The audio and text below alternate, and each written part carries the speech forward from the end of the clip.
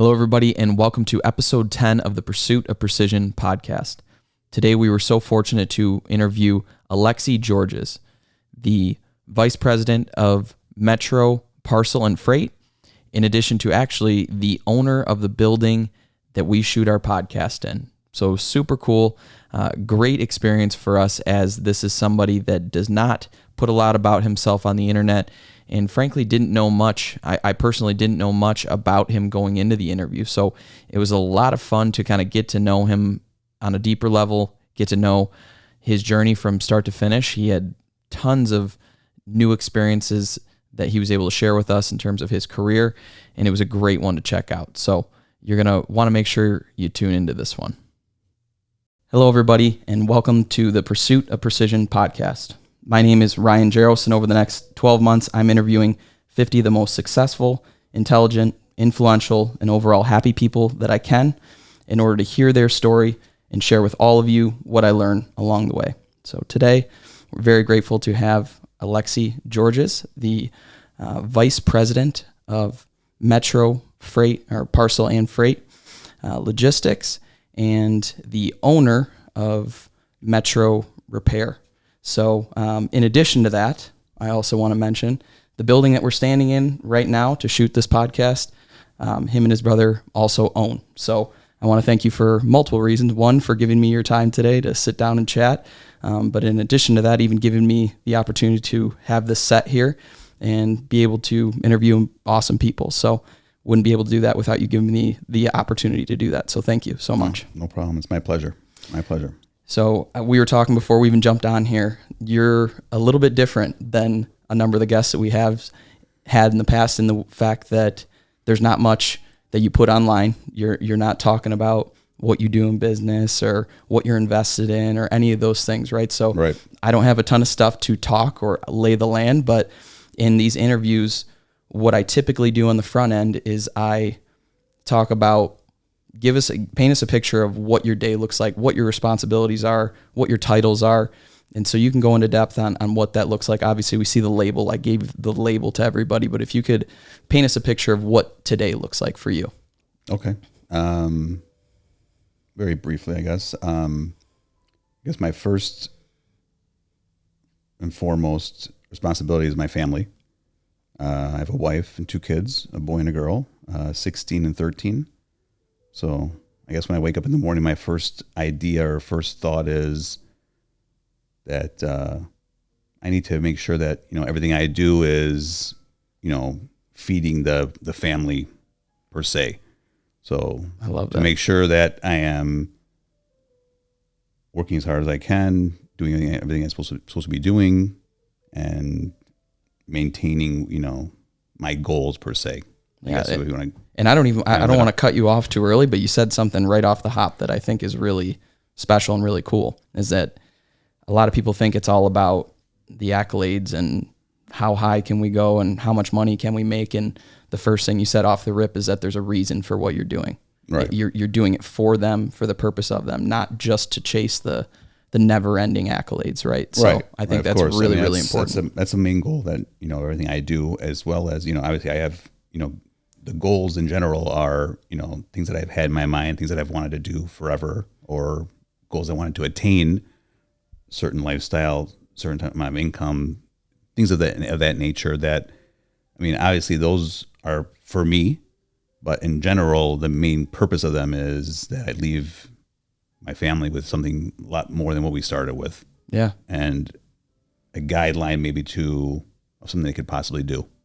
Yeah. You know what I mean? No doubt. Absolutely. So could you go into depth a little bit of, so that's right you're starting with purpose first thing in the morning is what you're getting at.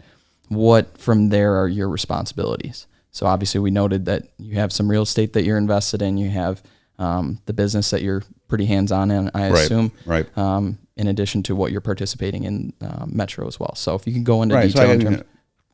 My first thing in the morning is obviously in the summertime it changes. I like to work out in the morning and then go to work. Okay. I don't get that option during school. What time? Are you like one of those 3 a.m. type of guys? No. We get there like 7:30. Okay. And then I work out with my son. I bring him with me every morning. That's awesome. And we go like at least 4 times a week. Nice. Try to get in that much, and then we work out, go back home, go to work, and then I handle in both the businesses, the trucking company as well as the repair facility, all the financing money end of it, the end of that business. Okay. So anything to do with accounts receivable, accounts payable, payroll, HR type duties, insurances for the business, any maintenance we need to have done, any things of that nature is kind of what I handle. So you're the details guy. So so in the morning when I come in, the first thing I'm looking at is, our online banking, seeing what kind of payments we get in, checking our email for remittances, checking to see if, all that kind of stuff, make sure we're receiving everything, apply and receive all the funds across the board, and then look at our aging with regards to accounts receivable, see where we're at with the customers, what we need to focus on, what customers we need to hone in on for and get on for payments. Mm-hmm. Some people in the automotive industry, where trucking is kind of lucky because we get paid in a relatively short manner as opposed to suppliers, for instance. Suppliers might not get paid for 6 months. In trucking, a standard is about 60 days at the most. And most companies do are you paying set less that than expectation? Is that no? That's is that an industry standard. Got really, it's not a. Our expectation is 30 days for any customer. It's not of like tier 1 level. Yeah. Because when you get to those kind of guys, you're basically kind of dictated by them. Because their volume is so high that they're going to their volume is so high. We'll go elsewhere. They're doing like there's a company that does all the logistics basically for Ford and GM, and their contracts are not really negotiable. Yeah. You can review them and look at them, but there's not a whole lot you can change. There is a couple things that we do kind of stand firm on, but with regards, everything else, it's pretty much kind of you're at their will. Yeah. So we're lucky in that point in terms of trucking because we don't have to wait as long as everybody else does, which kind of if you wait too long, your cash flow suffers, then business becomes very tight. Understandable. So in addition to that, obviously, and this is a question that I had coming into this, was how flexible is your time in regards to, obviously you're managing the properties as well, and that's something that you have to be aware of and pay attention to. You have tenants, things that need to be tended to with damages that may occur or situations that come up. So how do you, what are you currently doing in order to manage that time? Are you flexible where you're handling some of that stuff even during the day, or are you very strict on, hey, after 4 o'clock or 5 o'clock, we're going to split things up and I'll take a look at some of the... I try to handle everything during the day.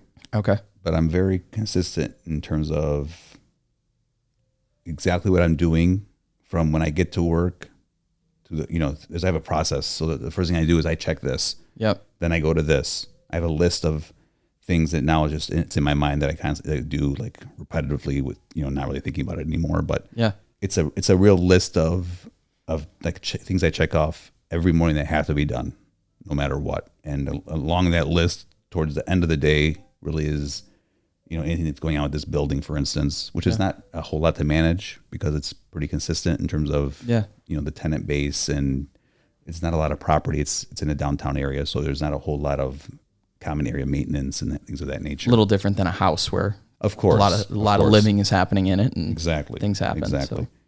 So that's a kind of, strict with regards to, it's very task oriented. Yeah. And you've built that though. It wasn't always. No, it wasn't. No, I used to spend a lot more time at work. Yeah. But I become, you can call it more efficient over time by learning to, do things. And I don't like to really stop work when I'm working. And I really don't like to do anything until I'm done with the tasks, like at least a certain amount of tasks up to a certain point. Yeah. I won't eat. I won't drink. I don't really like to go to the bathroom too much unless it's, something major. That's how I work. And it's like no talking, no whatever. I'm not saying it's the best way to do it, but for me, it's worked and it's been effective. So I get things done relatively quickly. Yeah. No, after that point, then I have more flexibility. Yeah. No, it makes a lot of sense. A thought that's helped me too when I'm working long hours has come down to, if I'm going to be away from my family, away from my wife and my family, or doing things that I could really enjoy, it better be worth it. I better be doing something that's beneficial to that family, and kind of how you outline that as well. I feel like that might tie into why you think that way, because it sounds like you already prioritize your family first thing in the morning when you're working out with your son. And then I'm assuming you don't want to be too late because you want to get back to spend more time with your family after as well. Right. Of course. And I don't like to waste time with things, and especially because something's always coming up. There's always another situation or another, area we have to take care of, or something comes up out of nowhere that you weren't expecting. So in my mind, getting things done as quickly and efficiently as possible is really the best way to do it. I mean, it comes down to commitment. Yeah. If you're not committed, it's tough to get those things done because you're too busy worrying about the work. Yeah. You know what I mean? Yeah, you're always prepared. I used to own a bar as well. Oh, okay. We sold that back in 2015. Okay. But we bought that off of I'm excited to hear about this story. Family member of my wife's. They had it for 25 years. Okay. It's a long-standing place. It's like a dive bar. Okay. That's the best way to explain it. Yeah. Shot and a beer. We had a little bit of food. We didn't do a whole lot of food stuff, but it was a very good following. We built that business. Me and my brother-in-law bought that, and we built that business from doing, I don't know, 30,000 a month to 60. Wow. So it was pretty good. It was a nice kind of environment. It was a cool thing to hang out and kind of learn about people and I'm very excited to hear about all but this. That was, I mean, I think in anything, if you're not committed, you're not going to make it. So for instance, commitment, we were in the car with my wife, my two kids were very small at the time, getting ready to go somewhere. We're just backing out of the garage. I'm still in the driveway. I get a call. Someone didn't show up to work at the bar. Mm-hmm. So I put the car back in drive, pulled forward. Everyone got out and I left. I went to work. Yeah. That's what you have to do. Yeah. Unfortunately. Is it the best way to do things? Probably not the best way to do things. But you're a leader. But to be hands-on and to get things done right away and not have to worry about being at the will of every employee. Yeah. That's kind of how we kind of handled situations. No. So that makes a ton of sense. So, well, I'm very excited now to kind of take things back. We already learned something about you that I didn't know. So I want to hear now. So the first thing you said early on in our conversation was that you're in a way different position now than where you started out with your family. And I want to even go back maybe even further than that. And what the phrase that I usually use with people is, what was ground zero for you, right? What was day one where zero confidence, zero money, no security, no feeling that things were going to be good at your point in your life? When did that start? What was that point where you were maybe super unsure of what you were going to do, where your life was going to be, or even what you wanted it to be? So 2 months after I got married, I got fired. Okay. From a job that I'd been working at with my cousin for 10 years. Okay. How old were you at this point in time? So I was 28. Okay. 28. Okay. So you've been working there and what was it? What was the job? It was a food manufacturing facility. Okay. And I mean, the plan originally was to become a partner, and I was very committed to that business. I worked an ungodly amount of hours and running around all over the place, states, and doing all kinds of different things, and didn't quite work out. Okay. So that was that was when I probably had the lowest confidence of probably my life. Yeah. Because you feel like, when you've been fired, regardless of whether it's about performance, it was more personality. At some point we couldn't, wasn't working. You guys were colliding. It wasn't working. Yeah. And obviously whoever owns the company is not going anywhere. So the other person has to leave. So that was me. But it wasn't only just a work relationship. It was a cousin. It was my closest first cousin as well. So wow. It wasn't, the greatest situation, but that was probably lowest situation. Okay. So walk me through a little bit what was going through your head at that point in time. And I think the reason I want to dive into this a little bit is because I think there's a lot of people that are just in that position repetitively due to, this job didn't work out, or this interview didn't go well, or maybe I didn't get the grades that I wanted in college or whatever. Just if you were to go back to someone that is in that starting place, whether it was something where you seem like you were a little further along in your career, but someone that really doesn't have much going for them or haven't really built much credibility, and even more so for you, how you were saying that you did have commitment. You did have a plan to stay there. Yeah. And to be everything torn away. What was going through your head, and how did you start to build back that confidence to say, okay, well, I got to figure something else out? Well, I think that, once I got married, once you get married, I think your priorities change a little bit. Yeah. You become more responsibility minded. Yeah. So that was a big issue for me. We had just bought a house, our first house. We just got married. There was a lot of, unknowns at that point. Yeah. And obviously, when you're first getting married, obviously your bank accounts aren't big enough to where you're, maybe some people are, but at that time we weren't. Yeah. We had money saved, so we weren't, broke or anything. Yeah. But we weren't sitting on, tons of money. Yeah. But so that point, I was, my confidence was like, man, I was like, I'm not very good at what I'm doing or whatever. It wasn't very, success wasn't in my mind at that time. What did it change about what you thought about yourself? Maybe going into it, how did you feel? I think it's kind of a rude awakening a little bit. Yeah. Sometimes you get very cocky and you start to think, hey, I'm pretty damn good, or I'm no one's gonna can really mess with me. Or what was your role in that position and what you were doing? So I was responsible for. It's hard to explain. It was I was responsible for maintaining all the inventory in the business. Okay. With regards to raw materials. So I was involved in hiring as well. Okay. I was involved in all the shipments coming in and coming out as well. So you were the everything guy, kind of. Kind of, yeah. But I wasn't involved in production very often. So I was done with that kind of portion, and I wasn't involved in that whatsoever. So that whole portion I wasn't, had anything to do with. But everything outside of that, I was involved in a lot of different little things. Nothing in the office at that point, and nothing really in sales. A little bit in the office, but not a whole lot. Okay. So it was more operational. Yeah. It was operational kind of oversight. Yeah. Okay. And so in that transition period, you talk about you started feeling the burden of everything that was coming upon you, right? Right. You were in a great position. I got very nervous. And I find this such a consistency in so many people's stories where they're between a rock and a hard place, and that's where they really turn it on. And my question, and because there are two different ways you can look at that, there is a choice there. Even though it feels like a rock and a hard place, and clearly you chose, there was no option to fail.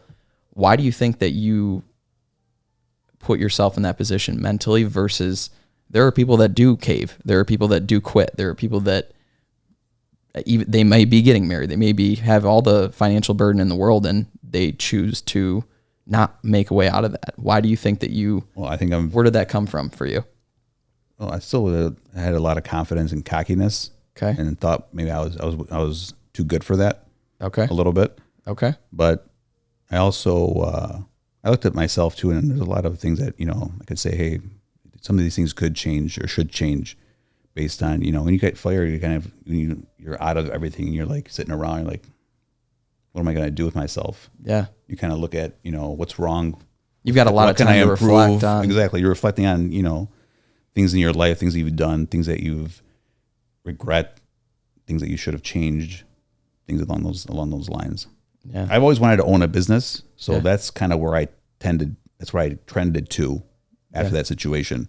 I ended up working for a large grocery store chain for a little bit, and then a cell phone company, and then we had an opportunity to buy that business. I want to try to go, if you don't mind, if we can kind of go step by step here. So what was first step after? So you got the bad news. You say, holy smokes, I got to figure this out. What was your next step then? Look for a job. Okay. And what was the process of getting that? What did you end up with?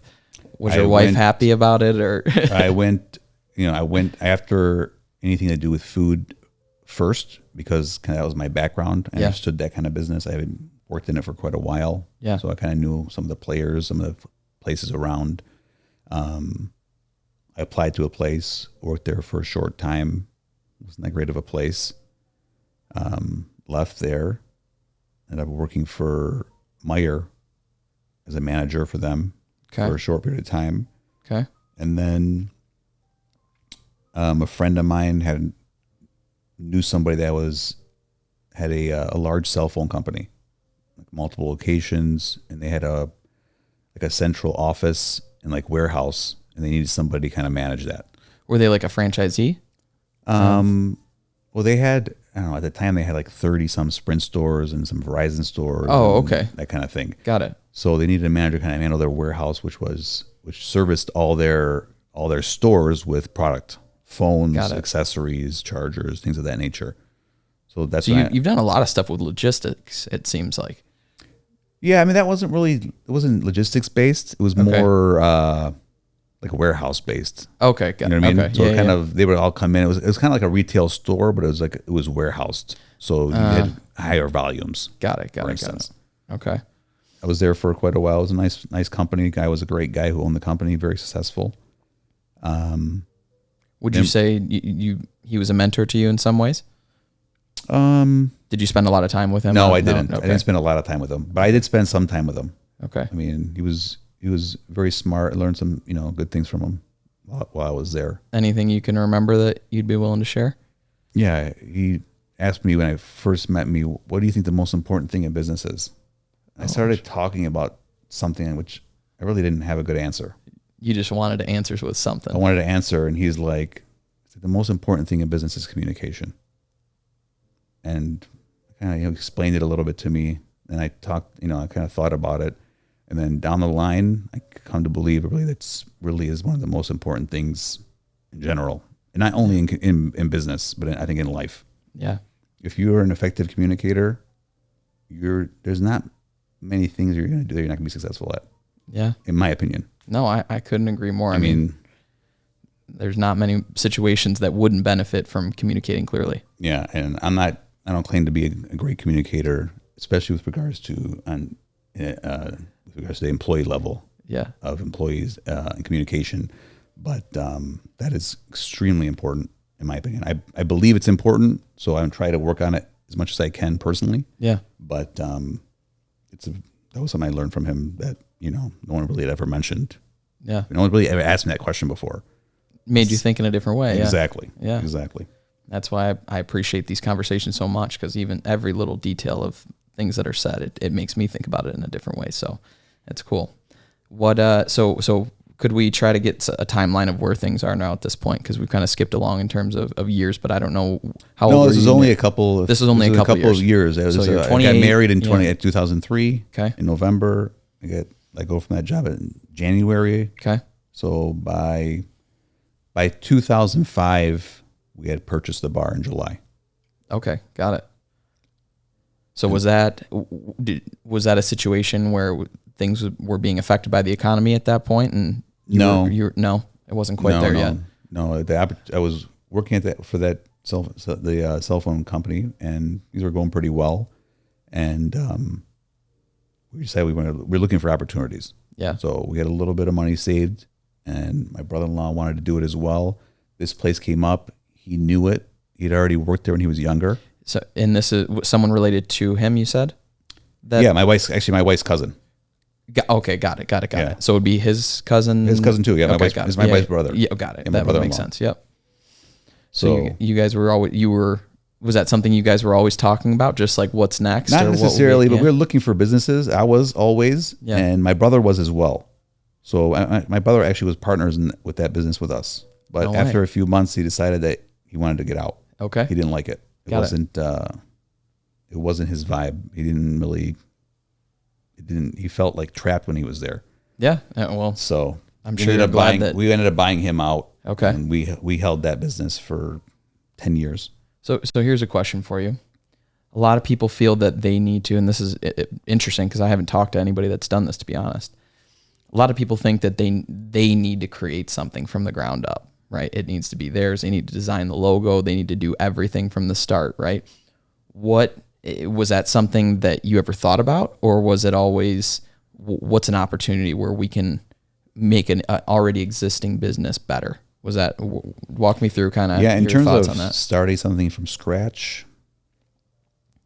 We thought about starting a food company from scratch. Okay. Food manufacturing, because we didn't know that. You knew the business well, yeah. That one was just, at that time, it was a little bit out of our range in terms of the amount of money that was involved. Yeah. And so we didn't really do much with that. And there were companies that were maybe out there possibly for sale were in the mid figure millions. So it was tough. It was tough with regards to that. But there are tons of opportunities that you can do to make money. I guess I'm not necessarily always so tied to what we're doing. Yeah. I think if you're looking to grow a business or you're looking to buy a business and make the most out of it, you have to like the idea of it to begin with. If you don't, I think you're gonna have a tough time. Yeah. Without a doubt. No doubt. But I mean, did I grow up thinking I want to be a bar owner? No, I didn't. Yeah. But it was an opportunity that I liked that kind of atmosphere, and I figured, I think we can do well if we, well, you saw, I'm sure you saw that there would be opportunity in it, but right. This is a consistency that we see all the time with every single person we interview. It is the flexibility on bouncing to figure out what it's going to be. Where am I going to end up? Right. Right. It was never like you just woke up at 21 years old and said, I'm going to be this the rest of my life. Right. And, no, never. And it's one of those things. And there are some people that will commit their life to being a doctor or a number of things that you can do that. But I think it is important for people that are watching to understand that that doesn't have to be you. Because I remember for myself too, I was like, I have no idea where to even start.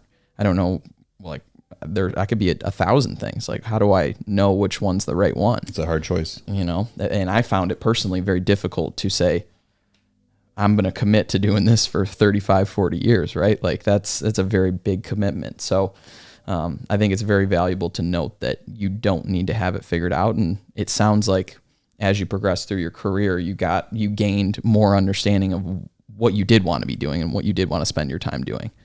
Yeah, definitely. So definitely. So at that point, so tell me a little bit about. I'm curious about the process of buying a business, because I've genuinely never talked to anybody that's bought a pre-existing business and then took it over. What's the process for looking for one? Like, is it something that some businesses, depending on what they are, like bars are commonly listed with a few different agents that are in the area. Okay. There's a couple of guys that at the time when we bought one, they kind of handled all the bars. Okay. And they knew who was looking to sell, who wasn't selling, who wanted to sell. Oh, people. So in the some bar of them were listed on listings that anybody could look at. Yeah. Some of them were, they told the salesperson, we want to sell this place, but we want the right buyer. We don't want to open this up to everybody out there. We don't want to we don't want to let our employees know, because people get scared when they find out. That is funny you say that, because I feel like I've been to a number of restaurants, bars, and just random places where it's like, oh yeah, they changed ownership. It doesn't sound like, oh yeah, they sold the business. It sounds like they just kind of slid right in and nobody even knew that it was happening. Is that? Yeah. Well, I mean, at some point, everybody's going to find out. Yeah. People that are on the inside find out Yeah. about what's going on. In terms of the customers, they find out as, if you're a regular, Yeah. If you're not, it seems, you think of it as a change of ownership. Yeah. Versus, someone bought the business. Yeah. But in terms of finding the right business, I mean, obviously there's a lot of different factors based on what business you're looking at. Yeah. I mean, obviously the first thing you want to see is their financials. Yep. And was that something that, and this is a big question, is that something that you had experience doing in the first place, or was that something that looking at financials? Yeah. A little bit. I mean, I graduated from Walsh with a degree in finance, so I had a little bit of understanding of how all that worked. Plus, my partner knew a little bit about that as well, so that kind of helped.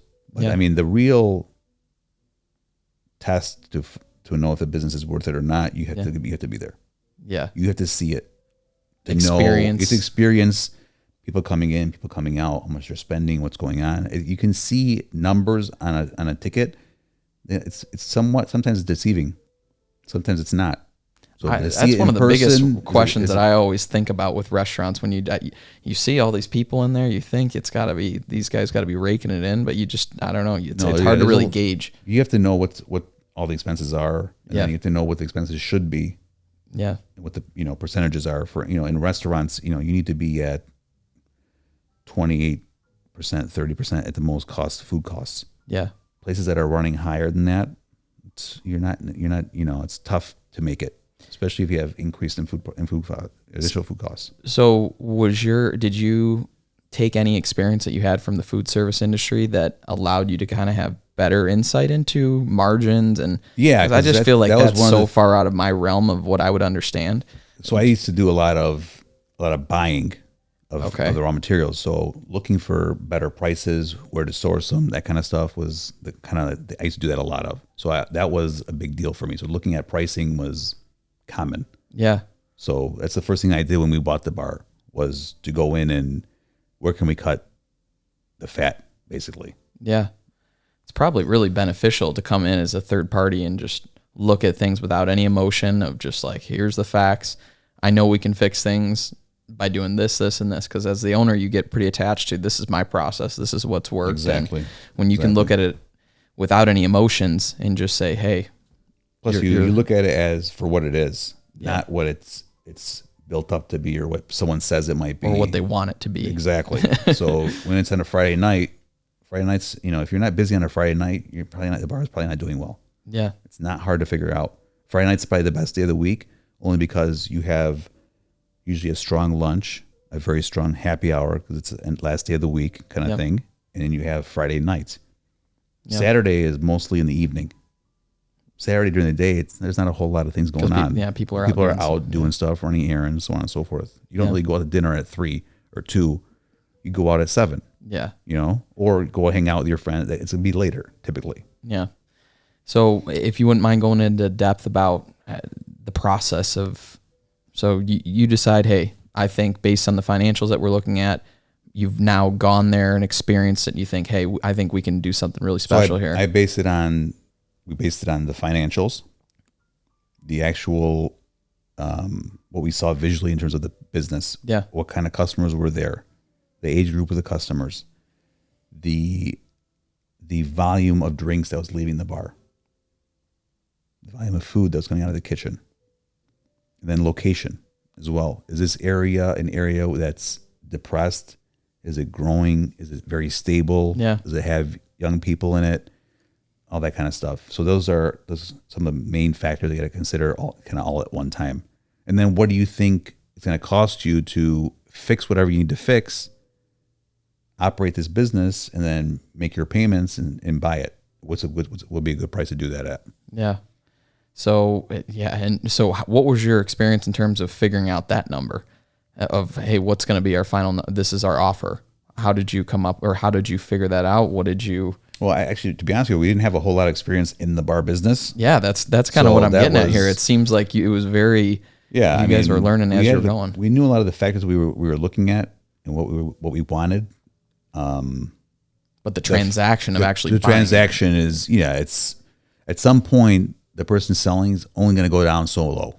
So you can negotiate that as much as you want. Yeah. You're going to get to a point where, unless you're paying all cash, then numbers change. Yeah. People say, hey, why would I wait for the land contract when I get it all up front at once and I don't have to worry about what this guy does, or whatever happens is done. You know what I mean? So we try to negotiate based on what we saw was currently doing, not what we could do. So what was currently doing? Do we think we can make it work at those numbers? And the numbers that we're going to buy it for, does that make sense? Yeah. We negotiated a little bit down from where they were asking. It was a pretty fair price overall. So we made it work. Okay. And so what was that first, call it, year, where I'm assuming there was a smack in the face to be like, oh, smokes, here, this is our bar now. What was that like? Yeah, the biggest smack in the face in the bar business is when May hits and it's summertime and it's like business dies a little bit. Okay. So it's kind of makes you very nervous, especially when you're just getting started, because you really don't know the ups and downs of the business and what the the influx of cash and what's going on. Yeah. So that one was a big, wake up call. Like, whoa, what happened? All these people that come here, they're all so happy. Nobody complains. All of a sudden now, no one's coming around. It's not that no one's coming around, but the volume drops. I know what you're saying. Because people's summer schedules change. It's light out longer. So now you think of bars, you think of a place that you go to at night. Yeah. So if it doesn't get darker out till like 9:30 and you're going out at 10, that whole time frame, the window was lost. Yeah. Kind of for us per se. Yeah. You know what I mean? So unless you have a strong dinner crowd, which we didn't have a strong dinner crowd. Okay. We weren't like a restaurant. We were a bar that sold food. Yeah. We weren't a restaurant that sold liquor. I want to, can you say what this was? What was the bar? Is it still around? No, it's gone. It used to be called DB Cooper's. It was around for quite a long time. And where at? It was on 12 and Campbell. Got it. Okay. Yeah. Very cool. Okay. Yeah. I mean that, and I would assume you didn't get any of this intel from the previous owner. They mentioned a little bit about it, but you don't really feel it, like I said, until you actually see it. So you're paying the bills. Until you got, entertainment that comes in on the weekend. We used to do a lot of like live bands on the weekend. Yeah. So we kind of lived and died with them. Yeah. So if they did great, we did great. If they did bad, we did real bad. Plus we had to pay them. Yeah. And it is so interesting now hearing, I mean, just in the first 10 minutes of us talking about this, it's wild that you think of, oh, it's just a bar. They just serve alcohol and it's just whatever. Right. But yeah. I'm sure there's the amount of detail of like how many drinks we need to be having. Exactly. There's a lot of all the details of everything that is important. Places that are well run and that are successful.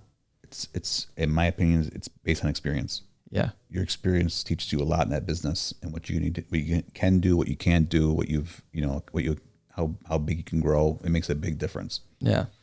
So what was your trajectory through that business? Was it like immediately rocket ship, things are going well?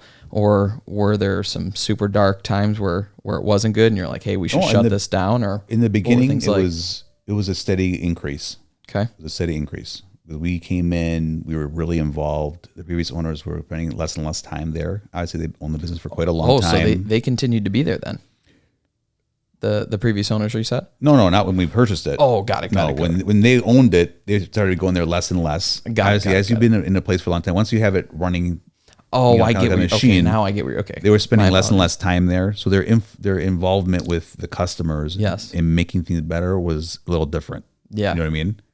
So we came in, we're new, we're fresh blood. We want to change things. We want to make things better. We want to do this, do that. We're excited. Yeah. So we did a bunch of stuff. We changed some of the staff. We got, we did all kinds of different things based on what the customers, wanted, based on what we saw that was other people were doing in the market. The bar trends change over time. Yeah. So that was, we did go up pretty steadily for quite a while. Until we started doing the same thing. So my partner, when you started wanting to be, we started getting involved in other things. So when I went over and started working more with the trucking company, my involvement was less. My partner became a CPA. He bought a practice, and his involvement was a little bit less.